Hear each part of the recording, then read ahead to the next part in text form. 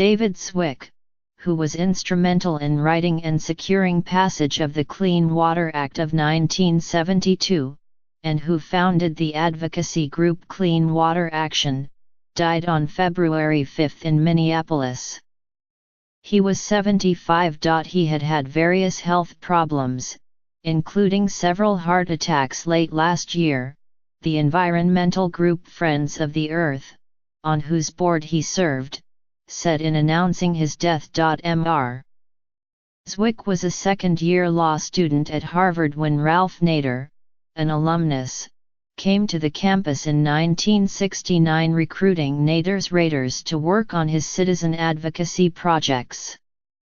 Mr. Zwick expressed interest, but Mr. Nader thought he was too immersed in school to be an immediate candidate. I said, "Let us know when you're out and you want to work," Mr. Nader recalled in a telephone interview.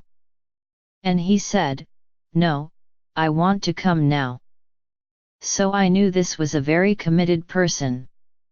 Given a choice among various causes, Mr. Zwick picked water.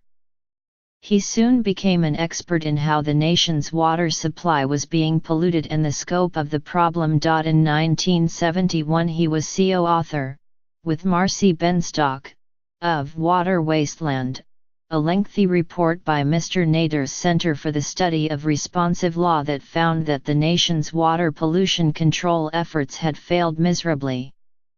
Mr. Zwick then became involved in drafting the Clean Water Act of 1972, landmark environmental legislation that was subject to all sorts of pressures from industries whose polluting practices it sought to curb, from local officials worried about federal intrusion, and more. Dave had to figure all this out, Mr. Nader said. It was a big, multi-hundred-page bill. Mr. Nader said Mr. Zwick had been vital to keeping the bill free of loopholes that would have allowed industry to continue polluting. They couldn't mess that much with the Water Act, he said. It was very tightly drafted.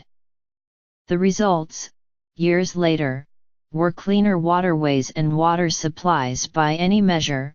This landmark legislation has been hugely successful, Carol M. Browner, the head of the Environmental Protection Agency at the time, said at a 1987 commemoration of the 25th anniversary of the Act.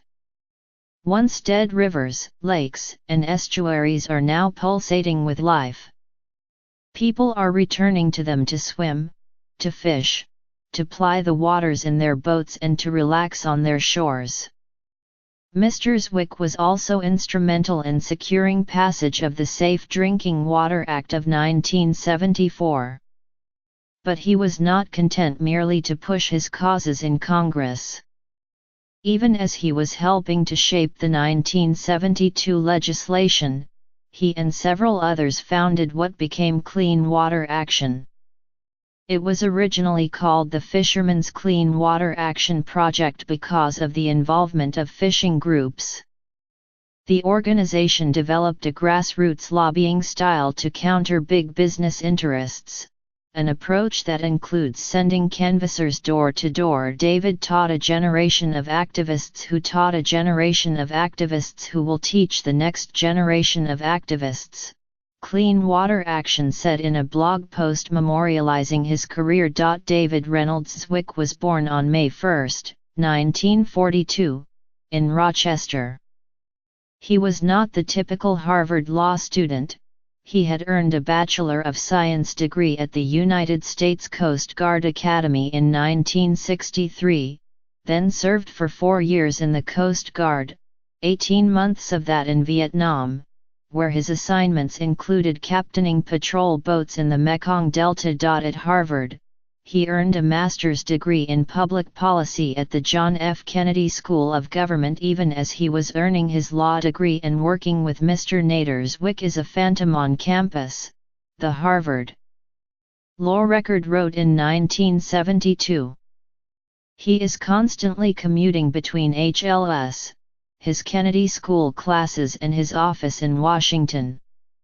In an interview for that article, Mr. Zwick articulated his concern that the concept of citizenship has never extended beyond voting, that ordinary citizens viewed the ballot as their only source of input, while industry and other deep-pocketed players pressed their causes year-round through an army of lobbyists. In a very real sense, we have a democracy for the rich and a republic for the poor, he said. He made sure clean water action was not just an inside the Beltway operation. David was very clear that just working the halls of Congress wasn't enough to win strong environmental laws, and so Clean Water Action opened field offices around the nation in strategically important states. Robert Wendell Gass, the organization's current president, said by email. These were long-term investments that paid off not just in terms of strong federal laws, but also in strong state and local laws and safeguards. Mr. Zwick would take a break from clean water action from time to time to put his ideas and expertise to use in other areas, including helping to form the Illinois Public Action Council, a watchdog group, in 1975, and creating an educational effort, Citizens Campaign, in 1979 to teach grassroots organizing. He pushed the organizations he worked with to take a broad view of their causes. David had a key focus and belief that Friends of the Earth and the environmental movement needed to expand and include ideas of social, racial, and economic justice into our mission and campaigns. Eric Pica, the president of Friends of the Earth, said by email. He helped to lead the board's work in this area. Mr. Zwick stepped down as Clean Water Action's president in 2007 but continued to consult for various organizations. His marriage to Wendy Weingarten ended in divorce. His survivors include 3 children, Winnie, Ruth, and Jack. Mr.